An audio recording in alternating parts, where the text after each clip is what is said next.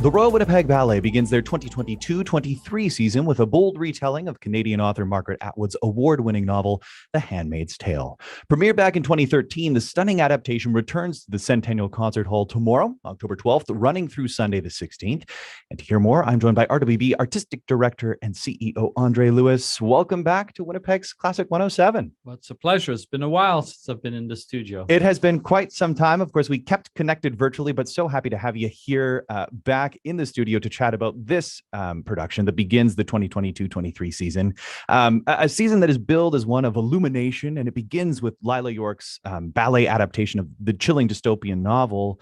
It premiered back in 2013, and Andre, I'm wondering if we could begin by talking about a little bit more about why it was important to reshare this work with the Winnipeg audience to begin this season. Well, certainly, there are some works that have permanence, that have been with us many times. I look at Nutcracker, Swan Lake, Sleeping Beauty, but Handmaid's Tale is a classic, and it deserves to be seen again. I think the dystopian backdrop that is the story of The Handmaid's Tale is still relevant today. And needs to be told. And it was incredibly well articulated, choreographed by Lila York.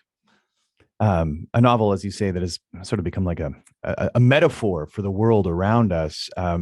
This production premiered to open the 74th season 9 years ago.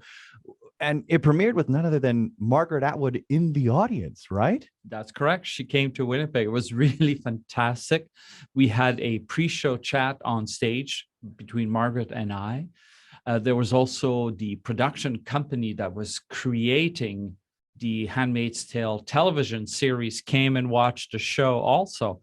And anecdotally, some of the color schemes that were adopted by the TV series are actually represented there. And they were part of the original show that we did. We were ahead, actually, of the television series. Yeah, the award-winning series that I think reintroduced, or perhaps introduced for the first time, this novel by Margaret Atwood that was released back in 1985. And like you say, you can kind of find parallels between the show, color scheme, and the lighting, and the drama and the edginess of it. But this is a work that stands on its own. Can you talk more about how Lila York translated the written word of Atwood to the danced ballet? Well, she focused on some of the high points, like the connection between Nick and Offred, which is a romantic connection, Serena Joy and the commander, and Moira. All of those characters are represented, so you clearly recognize them in the ballet itself. So she weaved a really touching story and a story of need, if you will, of having freedom. And the oppression of the kind of government that they were under, that ultimately the revolution breaks down. Yeah, the May Day Revolution. I mean, it is really, as you say, a touching tale. It is a striking production. It is also an ambitious production. This is one of those that is.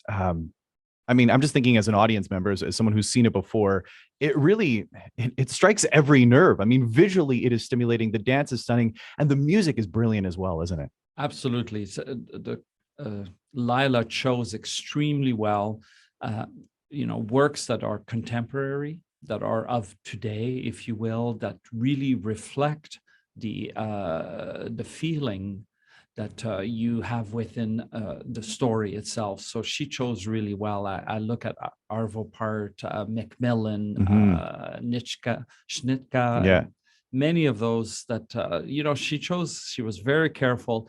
The sets and costume, the lighting, all of that reflects the darkness, but at the same time, the hopefulness, and the end is to die for.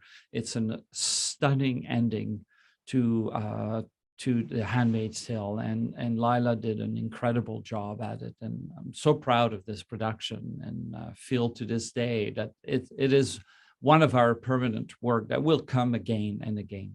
Yeah, as you should be. This just one of the great contemporary ballets that is in the RWB's repertoire. And it is a ballet that you've not only shared with the Winnipeg audience, but you've also toured the work. I mean, this is our first chance in the 2022-23 season in town to see the RWB perform, but you just returned from a tour of Alberta. You're set to make your way back to the nation's capital at the National Arts Center. Yeah. How does it feel to be touring again with the company? Well, it was absolutely fabulous. We did 8 performances, 8 standing ovations at the end. The audience just absolutely adored the work. So, but for our dancers and our staff to be able to tour again, I mean, we toured last year, but only once. We went to Ottawa with 5 standing ovation and 5 sold out shows of Nutcracker. We are going back on tour with Nutcracker this year again, but certainly during Handmaid's Tale was wonderful to present it to a public outside of Winnipeg. Oh, yeah, certainly. And it is a very exciting season, as you say, one that continues with touring, continues to share great works with the Winnipeg audience. The season begins tomorrow. And just as sort of one note, I mean, it is a ballet that deals with more mature subject matter, very striking lighting. There is a little bit of an age warning with this production as well, right? Well, yes. I mean, at the discretion of, yeah. It is at the discretion. Yeah. I mean, you can come there at any age, really, and enjoy just the pure athleticism, the movement, the music. And we're with the Winnipeg Symphony Orchestra. Julian Pellicano is conducting.